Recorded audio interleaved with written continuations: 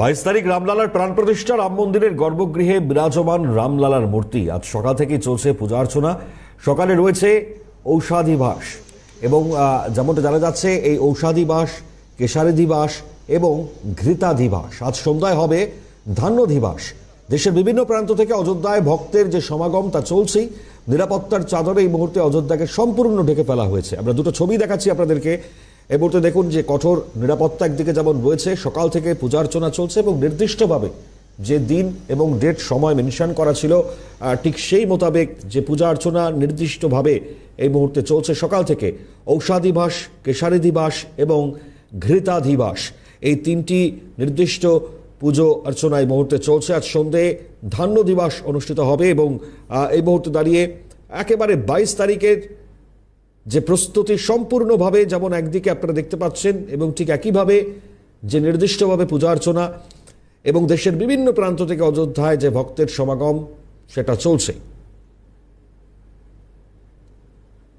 নিরাপত্তার চাদরে ঢাকা একেবারে অযোধ্যা এবং সেই দিকে দাঁড়িয়ে যেমন একদিকে বহু ভক্তের সমাগম রয়েছে এবং একই সঙ্গে দাঁড়িয়ে 22 তারিখ রামলালার প্রাণ প্রতিষ্ঠাকে কেন্দ্র করে চূড়ান্ত ব্যস্ততা, চূড়ান্ত প্রস্তুতি সেটা একদিকে যেমন লক্ষ্য করা যাচ্ছে। এবং এই পুণ্যক্ষণ 22শে জানুয়ারি অযোধ্যার রাম মন্দিরে এখন এই চূড়ান্ত মুহূর্তের প্রস্তুতি যেমন একদিকে, উত্তরপ্রদেশের অযোধ্যার সঙ্গে সঙ্গে এই মুহূর্তে আরও বিশেষ করে আমাদের রাজ্যেরও বিভিন্ন ছবি তার দিকেও নজর রাখবার চেষ্টা করব। বিশেষ করে হুগলির ছবি, অযোধ্যার সঙ্গে হুগলির চন্দননগরের যোগসূত্র গড়ে উঠেছে। আলোকসজ্জার যে শিল্পকর্ম তাতেই 150 জন শ্রমিক নিয়ে গত সপ্তাহে অযোধ্যার উদ্দেশ্যে রওনা দিয়েছেন আলোকশিল্পী মনোজ সাহা।